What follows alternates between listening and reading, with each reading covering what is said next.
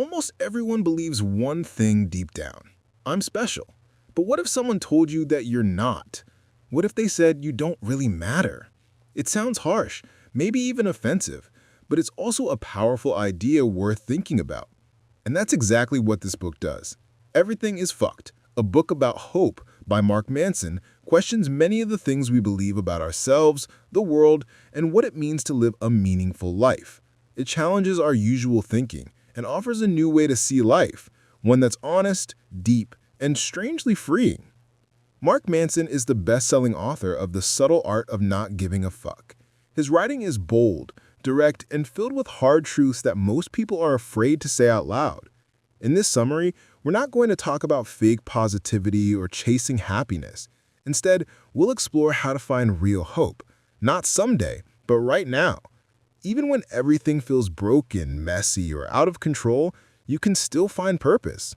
So let's start with the biggest, most uncomfortable question of all. Why are you here? What's the point of your life? Do you even matter? Most people don't have a quick answer. These are the kind of questions that keep you up at night. But here's the truth that Mark Manson wants us to face. You don't matter. No one really cares. It sounds dark, but accepting this can actually be the beginning of something powerful. Manson calls it the uncomfortable truth, the idea that we're not as important as we think, that in the grand story of the universe, our lives are just a tiny dot. But instead of being sad about it, what if we learn to live with it and even find meaning in it? This book is not about giving up. It's about building a better kind of hope, one that doesn't depend on success, money, or happiness. It's about facing reality with all its pain and chaos and still choosing to move forward. So in this summary, you'll learn how hope can grow from honesty.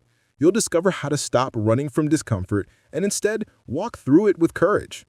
So if you've ever felt lost, confused, or like everything is falling apart, this book is for you. Let's dive in. The uncomfortable truth.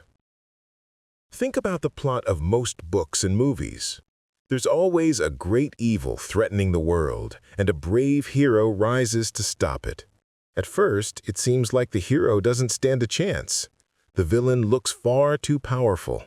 But somehow, in the final moments, the hero finds strength, makes a bold move, and wins. The story ends with everyone safe and happy. Whether fiction or real life, we love stories of people doing heroic things. We hear about survivors who lived alone in the wild for months, or mothers who protected their children from wild animals. We hear of people who faced extreme physical, emotional, or mental pain and still made it through. These people are truly brave, and we rightly call them heroes. But to Mark Manson, being heroic isn't about saving the world or becoming famous. For him, real bravery is something deeper. It's about holding on to hope in situations where hope seems impossible. It's about knowing things are going terribly wrong and still choosing to act, to endure, and to keep going. Hope is easy when life is going your way. When your manager hints that you're likely to get the job, of course you feel hopeful. When someone enjoys spending time with you, it's easy to believe they might become your partner. But what happens when hope disappears? You realize the world doesn't stop for anyone. If you don't get that job, life goes on. If the person you like rejects you, the earth keeps spinning. And that's where the uncomfortable truth comes in. The idea that, in the big picture, nobody really cares about what happens to you. Sure, your friends and family might care, but the world, the other 99% of people, they're not thinking about you. So, from a global view, what you do might not really matter. That's a painful thought. You might wonder, then what's the point of anything? Why should I keep going? Why do we even try to create a better future? Here's why. Because you still have hope. You hope tomorrow will be better than today. You believe your life will change, that your efforts will mean something. Even if the world doesn't care, you care. That's where meaning begins. Hope gives us the strength to move forward. It helps us believe there is a purpose behind our actions, even when the truth of life feels dark and uncertain. Because without hope, we're forced to face the uncomfortable truth that nothing we do really matters. And that's a scary place to be. At this point, you might be feeling confused. You might even feel a little hopeless, questioning the meaning of your existence. And let's be honest, the world doesn't look like a very cheerful place right now. Turn on the news and you'll see stories of poverty, violence, war, and disease. Yes, we've made great advances in health and technology, but somehow the world still feels broken. There's pain everywhere, and it feels like the bad outweighs the good. So how do we hold on to hope? According to Mark Manson, hope survives when we have three things: a sense of control, the belief that our actions matter, a sense of value, something meaningful to work toward, and a sense of community, people to share the journey with. In the next chapters, we'll explore each of these elements and how they can help you rebuild real hope in your life. Self-control is an illusion. There's a mindset that many people fall into, maybe even you. It's the belief that your emotions are the reason you fail, that if you could just control your feelings, you'd finally succeed. But this mindset isn't new. For centuries, philosophers and scientists have supported it. Back in the early 1900s, a neurologist named Antonio Agasmanes introduced a medical procedure called a frontal lobotomy. It involved drilling holes in the skull to fix mental illness by cutting out emotional parts of the brain. Sounds horrifying now, but at the time, people believed this was the path to emotional control. Mark Manson calls this belief a classic assumption, the idea that we must use logic and discipline to suppress our emotions, and if we can't, we're weak, lazy, or broken. Maybe you think you don't believe in this old idea, but it still sneaks into our thinking. When we see someone fail and get upset, deep down, many of us think they should have been stronger. We admire people who push through emotions, who ignore fear and frustration and keep grinding until they get what they want. We call them focused, disciplined, even heroic. But if that classic idea were true, we'd always be in control. We'd hardly feel emotions, we'd never break down, and we'd always win. But that's not how life works. Even when we try to control our emotions, we still fail. We give everything we've got and things still fall apart. Take Jeff, for example. Jeff worked long hours, skipped family time, and gave up everything to earn a promotion. When his girlfriend left him, he didn't allow himself to feel sad. He kept pushing forward, thinking success would heal the pain. But the promotion never came, and Jeff did what many of us do. He blamed himself. He thought, maybe I need to change. Maybe the old me's the problem. I'll become a new person, someone who wins. This is a trap. The idea of changing yourself sounds noble, but often it's just a way to feel in control again, to bring back hope. Truth is, forcing change rarely works. If it did, you'd already be living the life you want. So if changing yourself isn't the answer, what is? First, you need to understand how your brain works. Imagine your mind as a car driving through life. The road is filled with obstacles, life's problems. Every intersection represents a choice you must make. But here's the big question: who's driving the car? Most people say it's the thinking brain, the rational, logical part that analyzes and makes decisions, but that's not true. The real driver is your feeling brain, the emotional part that responds to instincts, impulses, and gut reactions. Let's break it down. Your thinking brain reminds you to pay the bills and save money. Your feeling brain wants that shiny new iPhone, even though your current phone works perfectly. These two brains don't think alike. And while we like to believe that logic is in control, it's not. We act based on how we feel. Emotions drive everything. When you see someone suspicious in a dark alley, it's fear, not logic, that makes you step away. When you're angry, you yell. When you're happy, you smile. It's all emotional. That's why we struggle to do the things we know we should do, not because we lack knowledge, but because we don't feel like doing them. Lack of self-control isn't a thinking problem, it's a feeling problem. You've seen videos telling you not to eat junk food, you've read books on healthy habits, yet every week there's pizza, chips, or soda on your table. Why? Because your feeling brain wants pleasure, comfort, and reward, and your thinking brain, though smart, doesn't control the steering wheel. So what do? You don't fight your feeling brain. Instead, you work with it. Think of it this way. Your thinking brain is like the navigator. It gives directions, but the feeling brain is the driver. And the only way the driver listens is if you speak its language, emotion. Let's say your thinking brain wants to change careers because you're stuck in a dead-end job, but your feeling brain says, "That sounds risky. What if we fail?" You can't force it. You can't argue with emotion using facts. Instead, you have to show your feeling brain compassion. Ask it, how would this change make us feel? You might feel scared, nervous, maybe excited. Don't judge those feelings, just let them exist. Then start painting a new emotional picture. Tell your feeling brain about the satisfaction of doing work you love. Describe the excitement of starting fresh. Help it imagine the pride and confidence you'll feel for stepping out of your comfort zone. This is how you create real change. Self-control isn't about crushing your feelings. It's about guiding them gently and patiently in the direction you want to go. All over the world, people survive because of one powerful force: hope. And that hope often comes from belief systems. Take religion, for example. Religion gives people a path to follow, guiding them on what's right and wrong. It tells them that if they do good, they'll be rewarded. If they do wrong, they'll face punishment. Christianity teaches this, and so do many other religions. Almost all religions offer a similar promise, that a powerful, all-knowing force, God, is watching.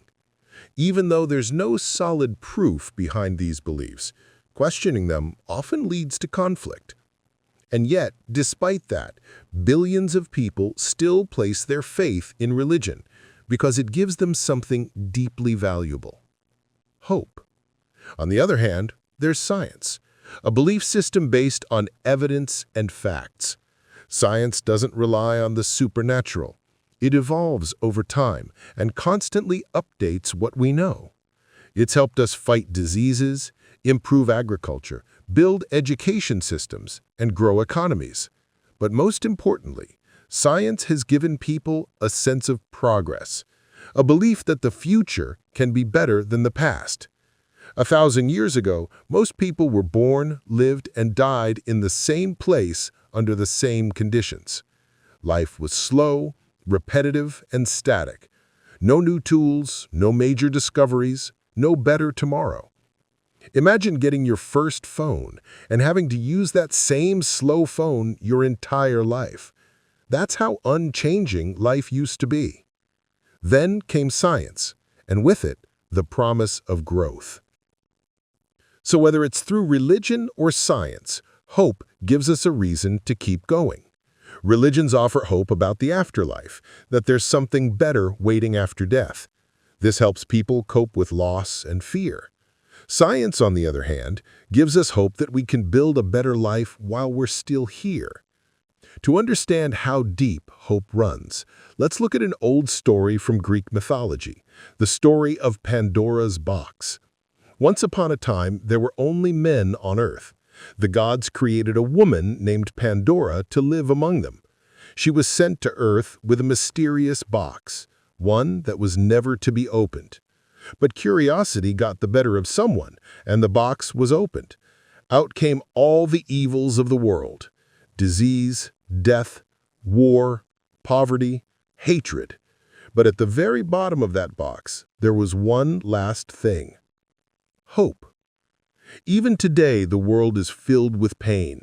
Children go hungry, pollution spreads, violence rises, and diseases continue to affect millions. And yet somehow, hope survives. We've seen pandemics shut down the world, and then scientists build vaccines. We've seen dictators try to silence people, and yet people rise and fight back. But hope isn't always a good thing. Hitler held on to hope. Hope that he could eliminate all Jews from the world. The Soviets had hope. Hope that communism could dominate the entire planet. Hope has fueled both heroes and villains. It can inspire great acts of kindness and unspeakable acts of cruelty. So what exactly is hope? Is it good or bad? The answer is it's both. Hope can bring out the best in us or the worst. But more importantly, hope only exists when there is struggle. Think about it. If your life were perfect, you had your dream job, a loving partner, financial freedom, and nothing ever went wrong, would you feel hopeful? Probably not. In fact, you might grow numb to the good things around you. You'd take your happiness for granted. You'd stop appreciating what you have. That's the strange thing about human nature. When everything is perfect, hope disappears. That's why pain, struggle, and difficulty are essential for hope to exist. Bad times help us recognize the value of good times. Hardship teaches us not to take joy lightly. The famous German philosopher Friedrich Nietzsche had strong views about this. He believed that depending on hope too much could be dangerous because it forces us to focus on what we don't have.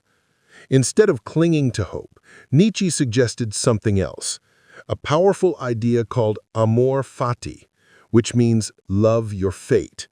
It means accepting life exactly as it is, with no wish for a different future and no regret about the past. It means letting go of hope and embracing reality, both the good and the bad. It means saying, "This is my life, and I will love it as it is." Don't wish for more happiness. Don't hope that your pain disappears. Instead, find peace in what you already have in this moment. Even if you're hurting, believe that peace can still exist inside that pain. Because sometimes, hope keeps us chasing things we don't need. But acceptance helps us find meaning in what we already have. The formula of humanity. At every stage of life, we follow a different formula, a mental guide that shapes how we grow, behave, and make choices. As we get older, this formula evolves. Think back to your childhood. You probably remember getting scolded often and how much you loved watching cartoons. The truth is, many of your preferences and habits were formed during those early years, and some of them probably still exist today. For example, maybe as a child you hated the taste of strawberry ice cream. It was just too sweet in a weird way. But you loved chocolate bars. Even today, you probably still prefer chocolate over strawberry because those early feelings stick. In childhood, the formula is simple. Your feeling brain is in full control. Your thinking brain is still developing, so your emotions run the show. The feeling brain says, eat more candy or run as fast as you can, not because it's logical, but because it feels good. Then slowly your thinking brain starts to speak up. It reminds you of rules like too much chocolate will hurt your teeth or don't run too fast or you'll fall. This updated formula carries into adolescence. You begin to think before you act. You want what you want, but you also try to avoid pain. This is when maturity starts to take shape. But what happens when you become an adult? Things shift again. As an adult, you start to delay gratification. You begin to think long-term. You understand that waiting can be worth it, that some rewards are better if you earn them over time. Now, your life isn't just about chasing pleasure or avoiding pain. You begin to live by principles. Principles guide your actions. They help you answer deeper questions like, what kind of life do I want to live? They give you purpose. They give you strength to face challenges. They help you stand up for yourself when needed. Let's say your core principle is, put yourself first. That means removing people and things from your life that don't respect you. Imagine you're in a relationship with someone who constantly ignores your needs. In the beginning, they were loving and perfect, but now they take you for granted. That principle, putting yourself first, gives you the courage to walk away. Living by strong principles is powerful. But now comes the bigger question. What is the formula of humanity itself? What's the most essential principle we should all live by? According to the philosopher Immanuel Kant, the answer is simple. Do the right thing without expecting anything in return. In other words, act without conditions. But think about how most people behave. Why do they help others? Why does an employee say yes to a coworker's request? Often it's not just out of kindness, it's because they hope to be liked or appreciated in return. Kant's formula of humanity says, don't act based on what you'll gain, act because it's the right thing to do. Let's make it simple with a fun example. You're hungry. You really want a burrito. So you drive to your favorite restaurant, stand in line, order it, and happily eat it. That's it. You weren't expecting anything more. The burrito itself was your goal, and it fulfilled its purpose. But now imagine this. What if you went to get that burrito not because you were hungry, but because you hoped you'd meet someone cute at the restaurant? Now your goal isn't just food. It's hope. Hope for romance, attention, or something more. You're not acting just for the burrito. You're acting for a possible reward. That's the difference. The formula of humanity means doing things for their own sake, not because you expect anything in return. This mindset brings peace, fulfillment, and meaning to your life. It keeps you grounded in the present and helps you appreciate what you already have. You don't need to chase praise, love, or approval. You don't need to base every decision on future outcomes. Just do what's right and let that be enough. Conclusion. So, what have we really learned? First, we explored the uncomfortable truth. The idea that, in the grand scheme of the universe, no one truly cares about who you are or what you do. And without hope that we matter, life can feel meaningless.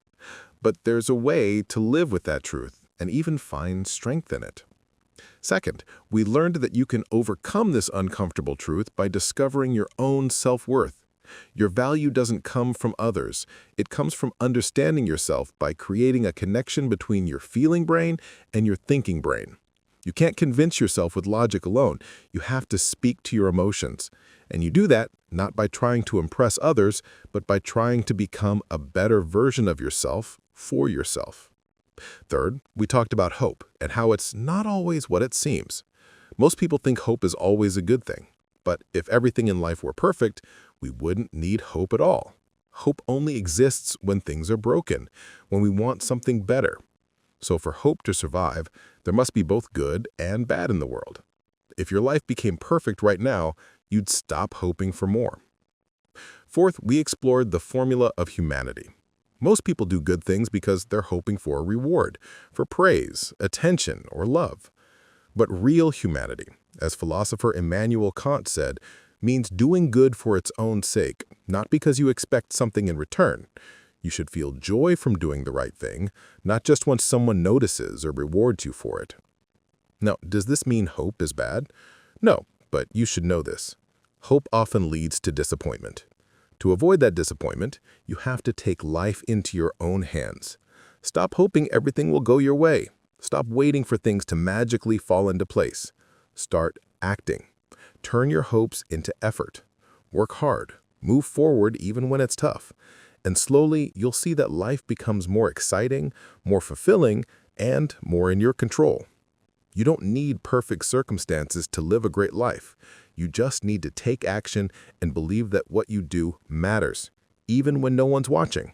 And maybe, just maybe, that's where real hope begins. So that was Everything Is Fcked by Mark Manson. A bold, honest, and eye-opening look at what it really means to live with hope in a messy world. We learned that life isn't about avoiding pain or chasing happiness. It's about facing truth, embracing discomfort, and still choosing to move forward. We understood that self-worth comes from within, not from what others think. That hope is not always pure, and sometimes letting go of it brings more peace than holding on. And most importantly, that real strength lies in action, not in waiting for life to go our way. If this summary made you think even a little deeper than usual, then it's done its job. Thank you so much for listening.